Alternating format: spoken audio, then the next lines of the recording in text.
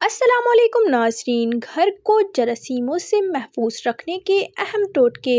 چند احتیاطی تدابیر کی جائیں تو ان کے حملے سے محفوظ رہا جا سکتا ہے۔ الرجی اور وائرل بیماریاں پیدا کرنے والے جراثیم ہمیں دکھائی نہیں دیتے اور نہ ہی انہیں پوری طرح ختم کیا جا سکتا ہے، لیکن اگر چند احتیاطی تدابیر کی جائیں تو ان کے حملے سے محفوظ رہیں گے۔ ساتھ ہی بلا وجہ کی ڈاکٹروں کی فیس اور ادویات کا خرچہ بھی بچا سکیں گے۔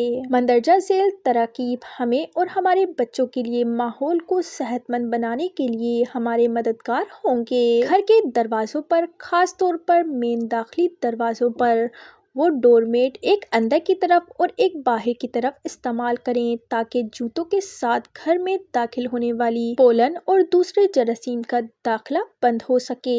گھر میں چلنے پھرنے کے لیے الگ جوتا رکھیں۔ الرجی اور جراثیم ہوا کے ذریعے ہمیں متاثر کرتے ہیں، جبکہ پودے ہوا کو صاف کرتے ہیں۔ گھر کے باہر اور اندر گملوں میں پودے لگائیں۔ اس طرح پودے گھر کو خوبصورت بھی بنائیں گے اور ہوا کی صفائی بھی کریں گے۔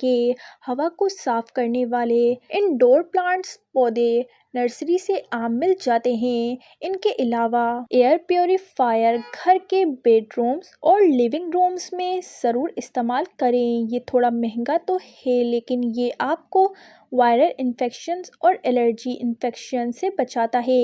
آلو کے خشک ٹکڑے لوہے کے برتن میں ایک دن کے لیے بھگو دیں، دوسرے دن اس پانی سے سر دھوئیں اور ایسا ہفتے میں کم از کم 2 بار کریں۔ مسلسل ایسا کرنے سے بال سیاہ ہو جائیں گے۔ ایک لیموں کا رس پانی میں ملا کر روز پیا کریں۔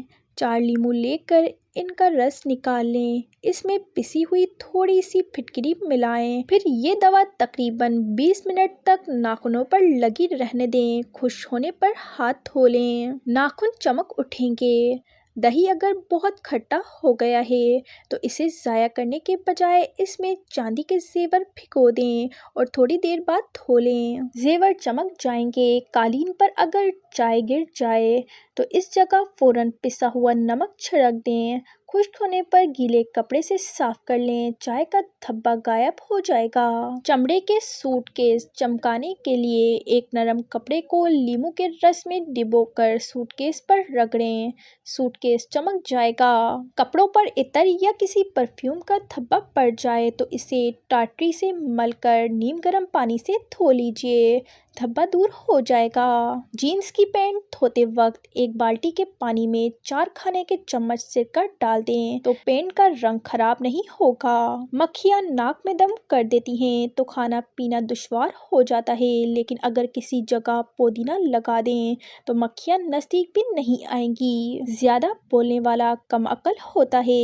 ناریل کا استعمال کرنے سے بندے کے اندر کی کمزوری اور سستی ختم ہوتی ہے۔ زیادہ ٹھنڈے پانی سے نہانے سے جسم کی تھکاوٹ بڑھتی ہے۔ زیادہ کھانے والا ہمیشہ سست رہتا ہے۔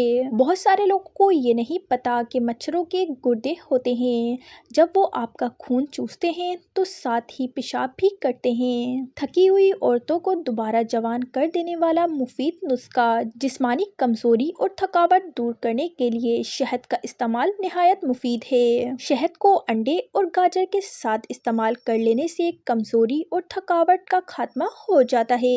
ناظرین، مزید اچھی ویڈیوز کو دیکھنے کے لیے ہمارے چینل کو سبسکرائب کریں اور ویڈیو کو لائک کریں۔ اللہ حافظ۔